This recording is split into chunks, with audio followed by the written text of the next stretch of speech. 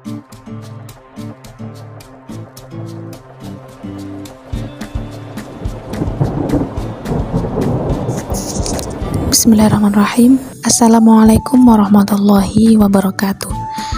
Saya di sini akan menyampaikan resume PBAK yang berlangsung pada 2 hari ini, di mana resumen tersebut ada 6 materi dan akan saya rangkum dalam satu video ini. Langsung saja, saat PBAK kemarin terdapat beberapa narasumber atau pembicara. Salah satunya adalah beliau, Bapak Fatah Yasin. Beliau mengatakan bahwasanya kurang lebih ada 2000 mahasiswa yang hafidz Quran di UIN Malang.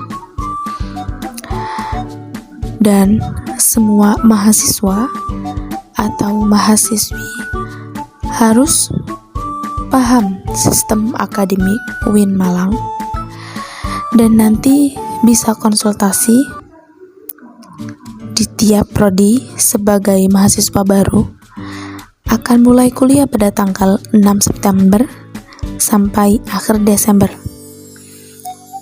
di mana kita semua juga akan melaksanakan UTS dan UAS. Lalu kita semua juga akan menerima KHS atau kartu hasil studi yang isinya adalah nilai IPK atau indeks prestasi kumulatif. Pembicara selanjutnya juga ada dari Profesor Dr. Umi Sumbula. Beliau mengatakan bahwasanya seluruh mahasiswa tidak hanya memiliki akademik, tapi juga memiliki prestasi juga. Mahasiswa juga harus memiliki potensi keterampilan, dan mahasiswa baru akan melaksanakan pembelajaran secara daring seperti via Zoom dan lain-lain. Dan kita juga akan memulai perkuliahan pada tanggal 6 September sampai akhir Desember 2021 untuk semester 1. Mahasiswa harus bisa mendapatkan IPK di atas 3. Jika IPK di atas 3, maka bisa mengambil SKS 23 sampai 24 SKS. Kita juga bisa selesaikan semua mata kuliahnya di semester 7. Maka di semester 8 insya Allah skripsi akan selesai. Lulusan UIN Malang adalah lulusan yang ulul albab. Jika dokter, bisa menjadi dokter yang islami dan sekaligus menjadi guru yang islami. Dan berikut adalah hasil resume pada PBAK hari kedua. Di sini dijelaskan bahwasanya wawasan bidang akademik UIN Maulana Malik Ibrahim Malang mempunyai 7 fakultas. 1. Fakultas Tarbiyah, 2. Fakultas Syariah, Fakultas Ekonomi, Fakultas Psikologi, Fakultas Saintek, Fakultas Humaniora, dan Fakultas Kedokteran dan Ilmu Kesehatan. Terdapat 2 integrasi. Yang pertama adalah integrasi keilmuan, di mana integrasi keilmuan akan memadukan antara sains dan Islam. Dan yang kedua adalah integrasi kelembagaan. Integrasi kelembagaan sendiri juga akan memadukan antar pendidikan tinggi dengan pendidikan pesantren. Pilar-pilar ulul albab, yakni kedalaman spiritual, keluasan ilmu, keagungan akhlak, dan kematangan profesional. Di sini juga dijelaskan beberapa organisasi-organisasi di bawah naungan Universitas Islam Negeri Malang. Lalu kita beralih dengan SEMA. SEMA yakni lembaga legislatif yang berada di bawah naungan universitas yang memiliki tugas mengkoordinasikan mengkoordinasi DEMA, UKM dan HMJ. Di sini visi dari SEMA itu sendiri adalah terwujudnya Senat mahasiswa sebagai lembaga legislatif transformatif, kolaboratif berdasarkan asas kebersamaan dan kekeluargaan, serta menjunjung tinggi profesionalitas. Fungsi SEMA yakni advokasi, legislasi, pengawasan, dan penganggaran. Tugas SEMA sendiri adalah mengawasi dan mengontrol DEMA universitas, memberikan persetujuan setiap kegiatan yang akan dilaksanakan oleh DEMA universitas, dan memberikan pengesahan setiap laporan pertanggungjawaban setiap selesai selesai. Adapun agenda-agenda dari SEMA itu sendiri adalah memfasilitasi aspirasi mahasiswa dan mengesahkan peraturan DEMA. Adapun wewenang dari SEMA itu sendiri adalah membentuk undang-undang yang dibahas dengan presiden mahasiswa dan menanggung dan mempertimbangkan segala aspirasi mahasiswa. Komisi SEMA, Komisi Advokasi dan Hukum, Komisi Organisasi dan Kemahasiswaan, mengawal Ormawa di seluruh UIN Malang, administrasi dan keuangan, atau pembuatan peraturan administrasi, dan ada juga informasi dan komunikasi dengan alat publikasi terkait kinerja SEMA. Badan pengurus dari SEMA itu sendiri adalah Ketua Umum, Sekretaris Jenderal, dan Bendahara. Juga ada Ketua Komisi A, Ketua Komisi B, Ketua Komisi C, dan Ketua Komisi D. Syarat penggabungan DEMA dan SEMA yakni IPK harus minimal 3, memiliki SK kepengurusan Ormawa, siap terikat dengan DEMA Universitas, mahasiswa aktif UIN Malang, mengisi form Google. Lalu kita beralih dengan Menwa. Apa itu Menwa? Sejarah Menwa diawali pembentukan oleh Jenderal Haji Nasution tahun 1959 di Jawa Barat dan berdiri tanggal 17 November 1981 di Jawa Timur. Moto: Widya Kastrena Dharma Sido, penyempurnaan pengabdian dengan ilmu pengetahuan dan ilmu keprajuritan.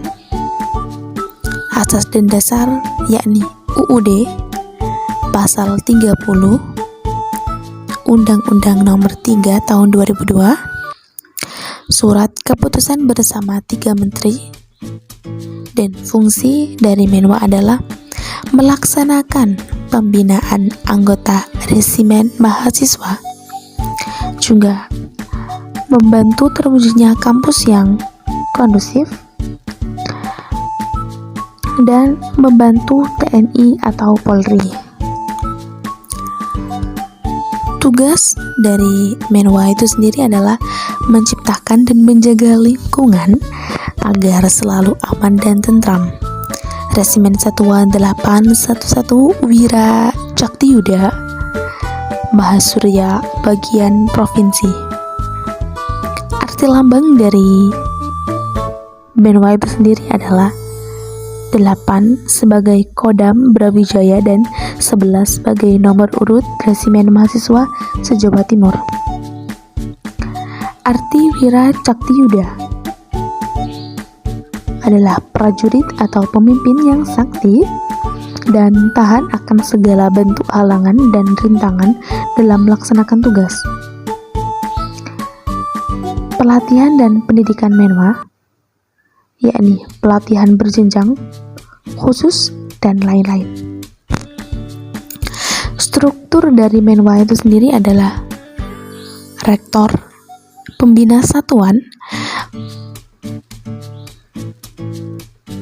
unsur kepemimpinan, staf ahli, staf Menwa, komandan, wakil komandan, staf ahli, staf Undiklat, staf Ursus, staf Urloiben, staf Urbin, dan ada juga kecabangan Menwa, yakni lempar pisau, menembak, dan karate.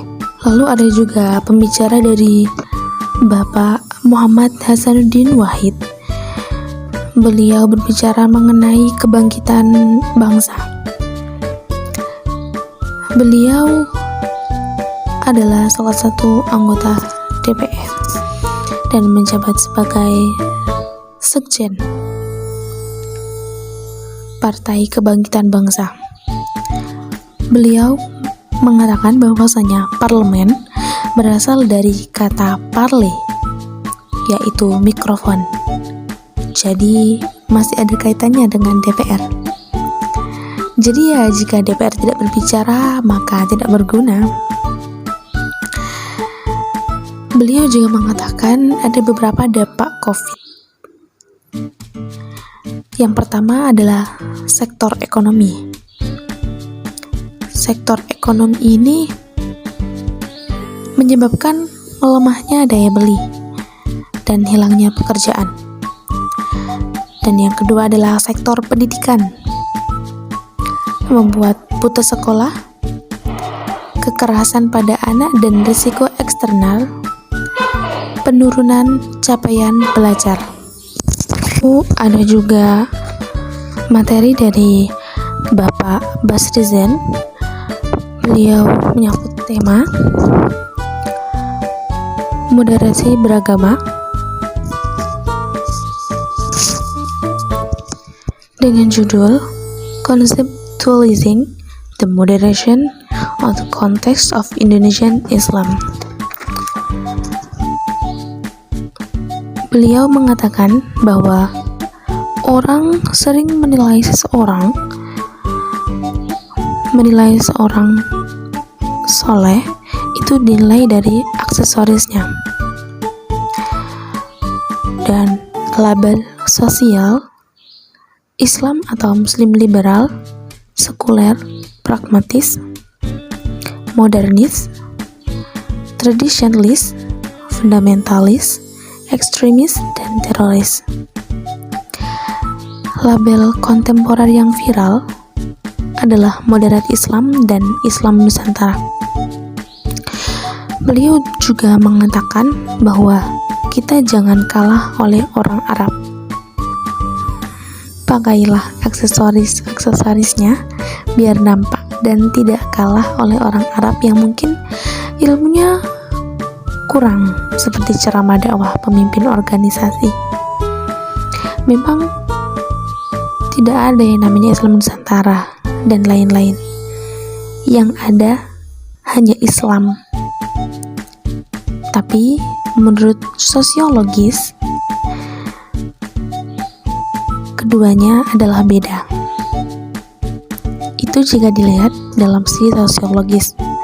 Namun dalam perspektif Islam itu sendiri, antara Islam Nusantara itu tidak ada bedanya. Lalu juga timbul sebuah pertanyaan, kenapa moderasi relevan dan urgent di Indonesia? Jawabannya adalah karena karakter Islam sebagai agama rahmatan lil alamin yang menjunjung tinggi keadaban dan harmoni antar pemeluk agama. Historitas Islam di Indonesia, yakni masuknya Islam ke Nusantara via dakwah, not war. Karakter masyarakat Indonesia yang lekat dengan kesantunan dan harmoni, yakni akar tradisi Hindu, Buddha, dan lain-lain. We are not Middle Eastern Arab.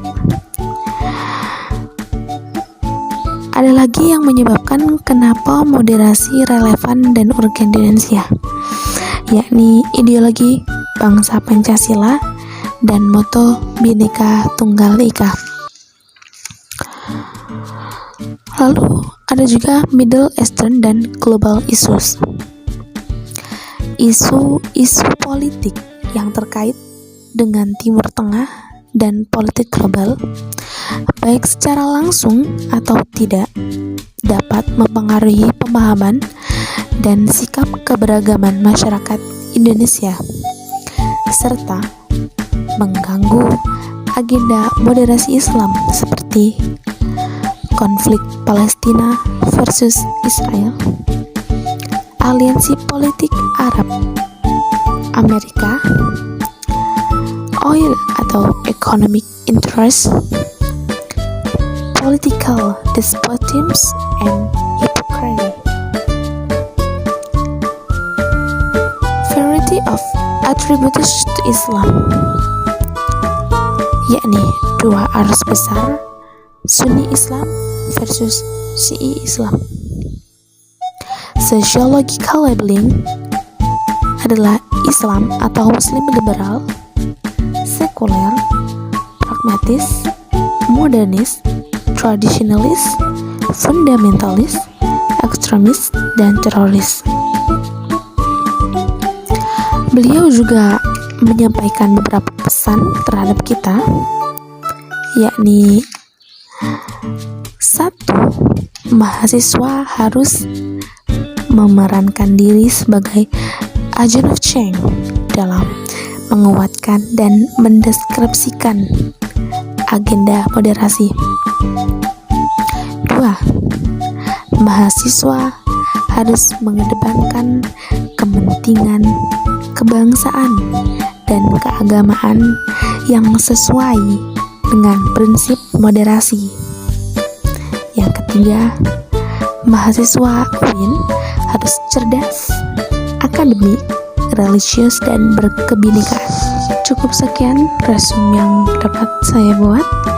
Kurang lebihnya kami mohon maaf yang sebesar-besarnya. Saya Iva Alwafira Hamdiana, jurusan Sastra Inggris, Fakultas Humaniora, pamit undur diri. Wassalamualaikum warahmatullahi ta'ala azza wa jalla wabarakatuh.